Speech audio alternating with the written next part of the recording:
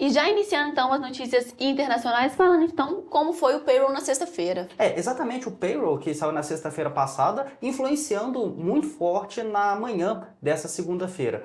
Então, a gente teve o payroll que veio abaixo das expectativas, com a criação de menos vagas do que o mercado esperava, os empregos privados decepcionando, os empregos criados pelo governo também vindo mais baixos do que vieram no mês passado. Então, criação de empregos mais baixa, desemprego que estava na casa de 4,1%, subindo para 4,3%, mostrando uma escalada, ou seja, uma deterioração da qualidade desse mercado de trabalho. E aquele part-time jobs, que são aqueles empregos em tempo parcial, que são aquelas pessoas que às vezes queriam um emprego no tempo cheio, mas conseguiram só o emprego em tempo parcial, subindo bem forte também, mostrando que as pessoas estão encontrando uma certa dificuldade maior do que no passado de encontrar um emprego de qualidade, ou pelo menos o emprego que elas estavam almejando inicialmente. Isso daí causa um certo receio, né? Até quando que a gente vai conseguir ver esse crescimento da economia dos Estados Unidos, né? Quanto tempo isso vai durar? E até linkando com a segunda notícia, que traz justamente esse receio, que é em relação ao comportamento do mercado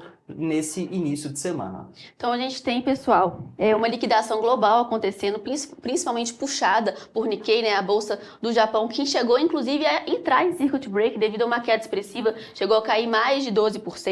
A moeda japonesa nesse momento é a única que se valoriza aí frente ao dólar com uma alta de 3%.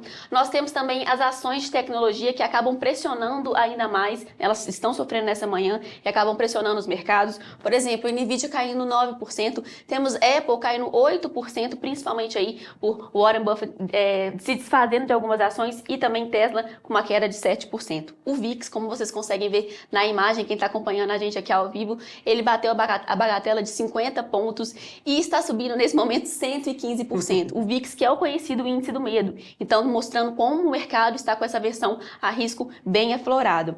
E é o maior nível desde abril de 2020. O Bitcoin, ele chegou a perder os 52 mil pela madrugada, chegou a ter uma queda de 13%, ainda é uma queda bem expressiva.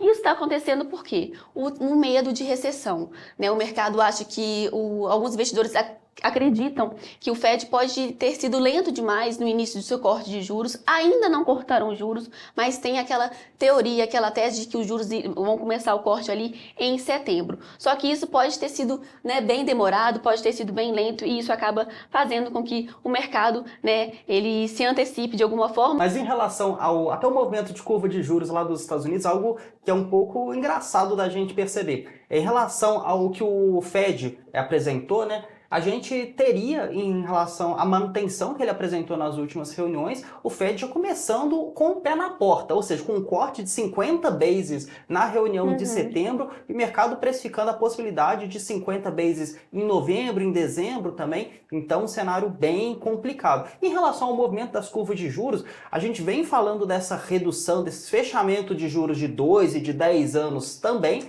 e o mercado fica preocupado, principalmente porque as curvas estão quase se desinvertendo, ou seja, a curva de 2 anos está acima da curva de 10 anos por muito pouco. E isso acende um sinal de alerta, porque geralmente, pelo menos as duas últimas vezes foi assim, quando a gente observou uma desinversão da curva, quando a curva de 2 anos passou para baixo da curva de 10 anos, a gente teve no período de 6 meses algum crash econômico. Foi assim em 2008, com toda a questão envolvendo o subprime. Foi assim em 2000 também, com a questão da bolha do dot-com. E agora, ainda para corroborar com essa ideia, a gente tem juros ali de 2 anos operando, chegaram a operar no mesmo patamar do que a gente observou lá em 2008. Então o mercado, vendo isso, fica com mais receio ainda do que está por vir. E aí, dando continuidade, né, às notícias internacionais, olhando agora um pouco para a parte de eleições, né, o vice da Kamala Harris deve ser anunciado aí nos próximos 2 dias, né? Exatamente. A Kamala Harris, ela saiu em campanha em alguns estados chaves, vai visitar diversos estados, mas antes disso, ao longo do final de semana, ela conversou com algumas figuras chaves que podem ser o seu vice no Partido Democrata, né, na chave do Partido Democrata. Geralmente isso leva tempo para acontecer, mas devido às circunstâncias, com a saída um tanto quanto repentina do Biden e a Kamala Harris mostrando como a principal candidata candidata a assumir esse posto dentro do Partido Democrata. Isso daí deve ser um tanto quanto rápido e deve ser anunciado na noite dessa terça-feira. Existem alguns nomes um pouco mais fortes, mas em geral, né, o que a gente pode perceber é que deve ser um homem com uma postura mais de um homem branco para contrapor a figura da Kamala Harris e buscar um outro tipo de eleitor para o Partido Democrata que ficou um pouco órfão com a saída do Biden. Lembrando que a Kamala Harris assumiu essa posição de vice do Biden justamente para ter esse contraponto. O Biden, um homem com um viés mais branco, a Kamala Harris com um viés mais de uma mulher negra e também descendente de asiática, quando a gente pega um pouco da história dela. Então, esse vice agora na chapa democrata seria para fazer esse contraponto novamente. Então, vamos ver quem que vai ser o candidato a vice na chapa dela, que vai ser escolhido até terça-feira. Passando para a próxima notícia, já uma notícia no âmbito nacional, o governo querendo acelerar o processo para a escolha do próximo presidente do Bacen. Então, integrantes aí da ala do governo querem que propor aos parlamentares um cronograma de tramitação no Senado. Então, eles esperam que o presidente escolha o sucessor no Banco Central entre agosto e setembro, né, antes das eleições municipais. E qual que é o intuito disso? O intuito é evitar que esse processo de transição no Banco Central cause aí novos solavancos de maneira, né, negativa para a economia brasileira. Então, se o Lula conseguir, né, escolher quem será o sucessor até o final de agosto, provavelmente aquele processo de sabatina, processo de votação no Congresso, ele vai ocorrer de uma maneira um pouco mais rápida, justamente para evitar esses possíveis solavancos. E algo que já foi expresso na vontade do Campos Neto anteriormente, né, de antecipar esse processo de transição também.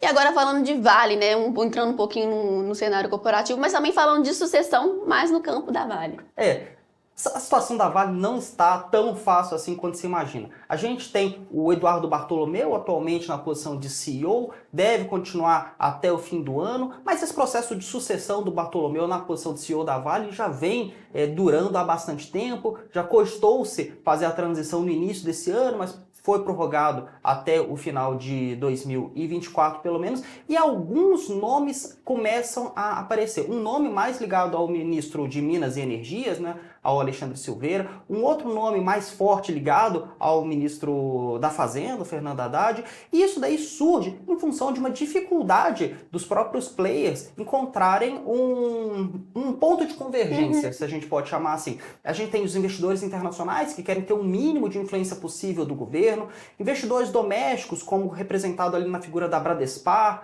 que é uma das acionistas de referência por meio do Bradesco, a própria Previ, que é do Fundo de Previdência do Banco do Brasil, que tem influência dentro da Vale também, não chegando num acordo. Então acabam surgindo esses nomes aqui e acolá. Lembrando que no passado a gente já teve uma possibilidade ali do Guido Mantega, que não colou muito bem, não pegou muito bem, mas de toda forma essa lista deve se afunilar até o final desse mês para a gente ter realmente uma clareza de quem deve ser o próximo CEO da Vale.